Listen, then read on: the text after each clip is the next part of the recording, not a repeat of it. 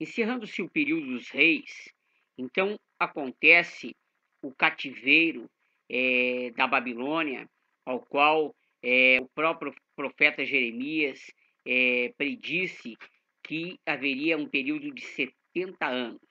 Destacamos que esse período de 70 anos é o fato de que, por 490 anos, o povo de Israel deixou de observar a lei sabática, que era a lei sabática de um ano da terra permanecer em repouso, né? Então, o que acontecia?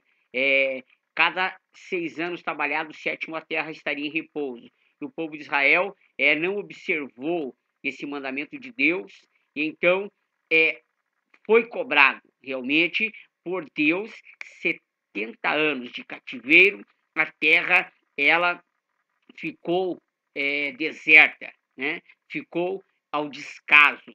E então, 70 anos, 70 anos, o povo de Israel ficou escravo na Babilônia e até Daniel, o profeta Daniel, ele vê esse fato, esse acontecimento, e quando ele diz, ele reconheceu pelos livros do profeta Jeremias que havia se cumprido os 70 anos quando ele estava lá na Babilônia, e então ele começou a orar para que Deus restaurasse o seu povo.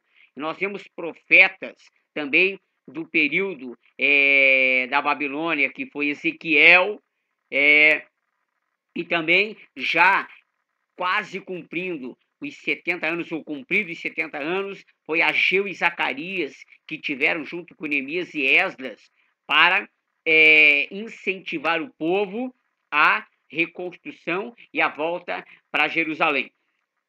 Então, findando esse período, Esdras, que é um livro histórico, Esdras e Neemias.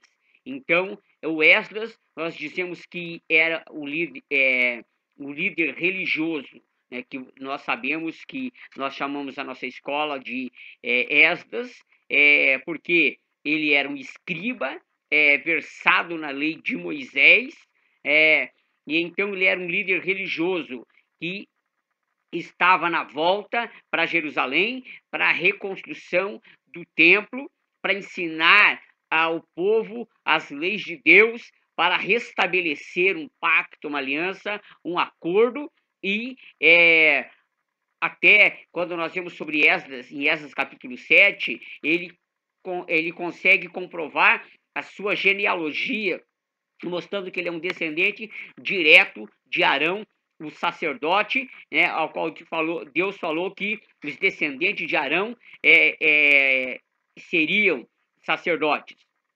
E então Esdras, ele relata povos e pessoas que voltaram do cativeiro, genealogias, histórico, algumas pessoas não conseguiam nem comprovar as suas origens, de que tribo que eram, alguns sacerdotes não podiam exercer o sacerdócio por não poderem comprovar as suas origens. Então, isso é o livro de Esdras, como também de Neemias. Como o Esdras ele era um líder religioso, já o Neemias já era um líder político, ao qual a Bíblia diz que ele era copeiro do rei lá na Babilônia, o rei Artaxerxes, né? E então ele recebeu do rei ordens para que ele pudesse graça diante do rei, para que pudesse voltar a Jerusalém e reconstruir a cidade dos seus pais.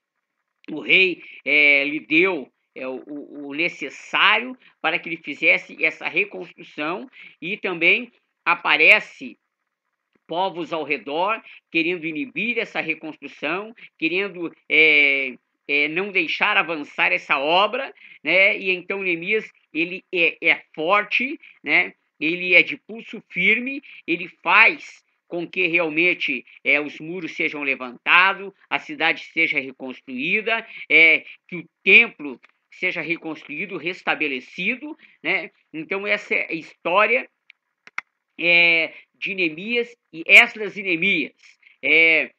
os acontecimentos, um período pós-cativeiro, e também finalizando os livros históricos, Esther, né? Então, Esther já dentro do cativeiro, ao qual se intitula, alguns chamam a rainha que salvou o seu povo, né? Pela sua beleza, ela foi constituída rainha no lugar de Vasti, e é um livro muito bonito, muito maravilhoso de ser lido.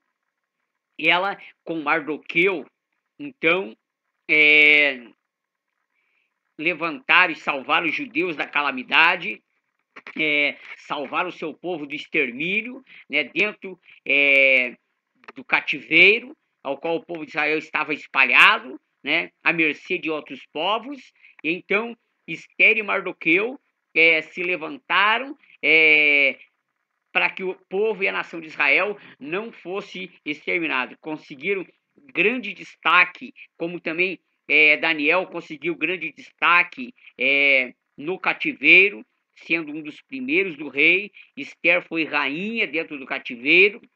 Então, acontece que Deus, mesmo na calamidade, nas circunstâncias adversas, levantou homens e mulheres para que o seu povo ele fosse salvo, para que o seu povo continuasse a sua linhagem, o seu povo realmente fosse abençoado, mesmo em momentos e circunstâncias difíceis. Então, aí encerra-se o período dos livros históricos.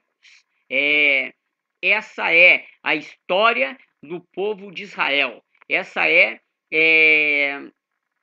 o fato, os acontecimentos, né, que acredito que Israel deve estudar nas escolas esses livros, esses argumentos, esses fatos, né, ser bem conhecido, os heróis do povo de Israel, homens e mulheres, pessoas que fizeram história, pessoas que foram heróis, pessoas que fizeram grandes acontecimentos, pessoas que venceram batalhas, pessoas que se levantaram das ruínas, pessoas que fizeram grandes conquistas, grandes feitos pelo poder de Deus e pelo poder de Deus, fizeram grandes coisas, também homens e mulheres que deixaram na história acontecimentos negativos, como foi Saul, como foi Acabe, como foi Jezabel, muitas outras pessoas, até fala sobre Jorão, que quando ele morreu foi e não deixou nem saudade, né, porque é uma história que não é digna, que não é válida. Mas histórias, como também de Josué, de Samuel, de Davi, de Ezequias, então, histórias que devem realmente ser contadas, ser estudadas, histórias que devem passar para gerações vindouras, porque são histórias dignas de conhecermos, nos espelharmos e procurarmos seguirmos os seus exemplos.